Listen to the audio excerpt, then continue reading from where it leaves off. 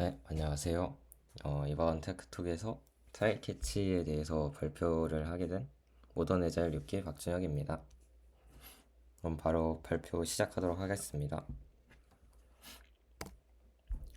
일단 이제 트라이 캐치에 대해서 설명을 하기 전에 이 트라이 캐치를 사용하는 이유에 대해서 간단하게 설명을 드리도록 하겠습니다. 저희가 지금 코드를 짜보면 알겠지만 이게 점점 이제 코드의 길이가 길어지면 길어질수록 이제 아무리 코딩을 잘하는 사람이라도 에러가 있는 코드를 작성을 할 수가 있습니다.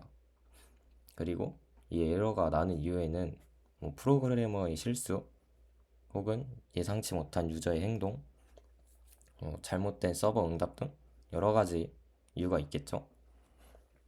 만약에 이렇게 에러가 발생을 하게 되면은 이 스크립트는 즉시 중단되고 이 콘솔 창에 에러가 출력이 되게 됩니다.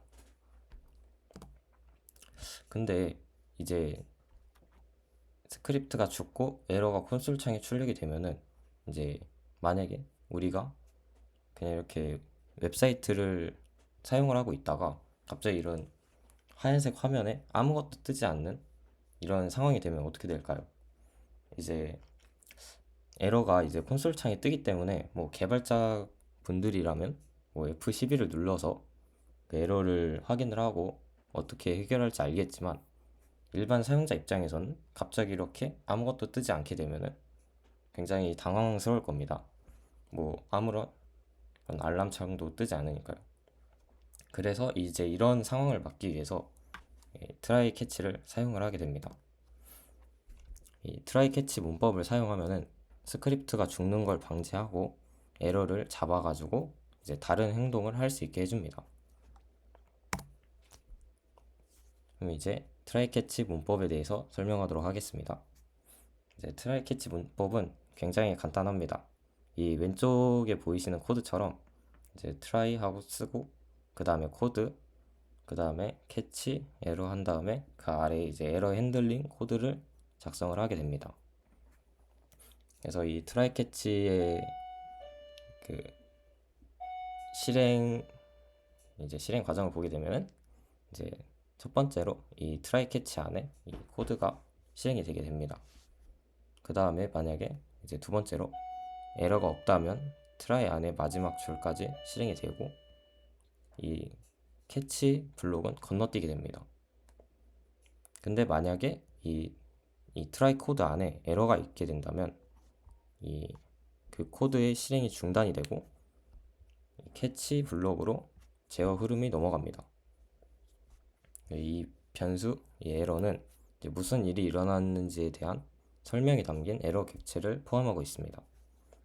그래서 이렇게 이제 트라이 캐치 문법을 사용을 하면은 이제 이 트라이 블록 안에 코드에서 에러가 발생을 해도 캐치에서 이 에러를 잡아서 처리하기 때문에 스크립트는 죽지 않고 계속 실행될 수 있습니다. 그래서 테스트로 이제 제가 간략하게 코드를 짜봤는데 만약에 이제 트라이 블록 안에 이런 에러가 없는 코드를 작성을 하게 된다면 이렇게 오른쪽에서 보시는 것과 같이 트라이 블록 시작, 트라이 블록 끝 하고 이제 그 알람 창이 이제 뜨게 됩니다. 그러면 여기서 에러가 없기 때문에 이 캐치에서의 알람 창은 뜨지 않고 그대로 종료를 하게 됩니다. 그런데 이제 트라이 블록 안에서 이렇게 변수가 정의되지 않는 에러가 발생을 하게 되면은 여기서 이제 트라이 블록 시작 알람 창이 뜨고 그 다음에 에러를 만났기 때문에 그 즉시 코드가 중단되고 캐치에서 이 에러를 잡아서 이제 알람 창으로 이제 에러가 발생했습니다 라고 표시를 해주게 됩니다. 그리고 아까 이제 에러 객체가 이제 에러라고 말씀을 드렸는데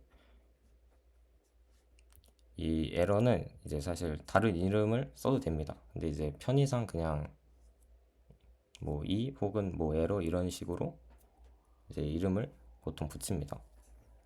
그래서 에러가 발생을 하면은 이 자바스크립트는 에러 상세 내용이 담긴 객체를 생성을 하고 이 캐치 블록에 이렇게 인수로 전달을 하게 됩니다. 그래서 이 에러 객체에는 두 가지 주요 프로퍼티가 있는데요. 첫 번째로는 네임, 에러 이름, 그리고 두 번째로는 메시지, 에러 상세 내용을 담고 있는 문자 메시지입니다. 그래서 이제 이거를 이 캐치 블록에서 에러의 이름과 에러의 메시지를 이렇게 한번 띄워보면 일단은 먼저 그냥 에러를 띄워보면 이렇게 레퍼런스 에러, 하이용 is not defined 이렇게 뜨게 됩니다. 그리고 에러점 이름 해서 에러의 이제 네임을 출력을 하면은 레퍼런스 에러만 뜨게 되고 메시지는 이제 뭐 하이용 is not defined 이렇게 뜨게 됩니다. 그래서 여기서 이제 에러 객체를 여기서 알 수 있는 것은 이제 에러 객체의 구조가 이제 에러 네임이 이제 키 값이고 에러 메시지가 이제 밸류 값 형태로 되어 있다는 것을 이제 알 수가 있습니다. 그리고 이제 만약에 이렇게 에러 객체를 따로 넣어주지 않고도 이제 사용을 할 수가 있는데 이제 보통 뭐 이런 굳이 에러를 이 캐치 블록 안에서 사용하지 않는다면은 이렇게 인수를 넣지 않아도 되긴 합니다.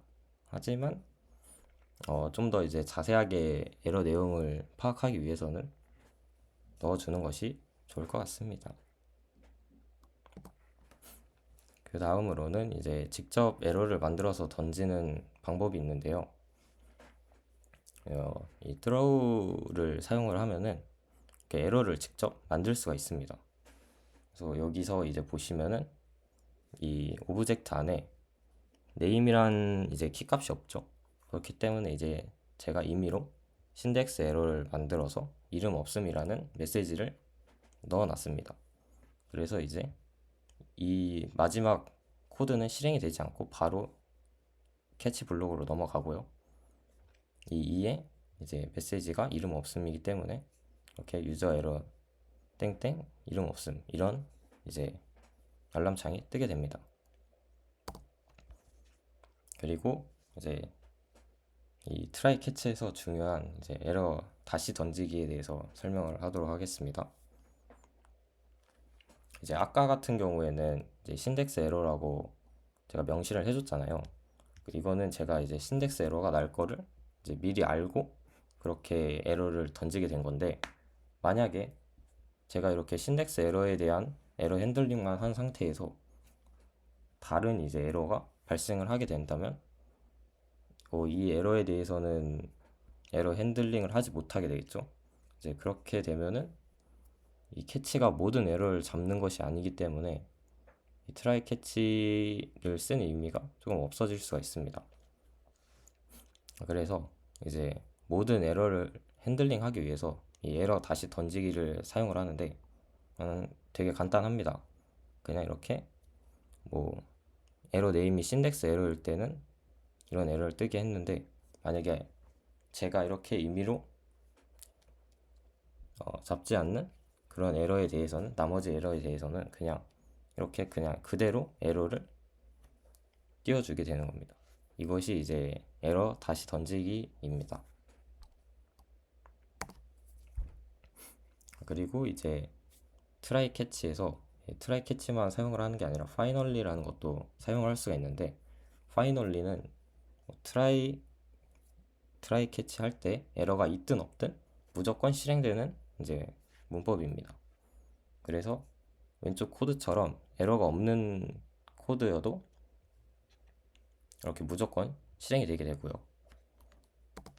그리고 이렇게 에러가 발생하는 코드에서도 이제 캐치로 넘어간 다음에 에러 발생이라는 메시지를 띄우고 그 다음에 무조건 이제 실행이 되게 됩니다. 이상 발표 마치도록 하겠습니다. 감사합니다.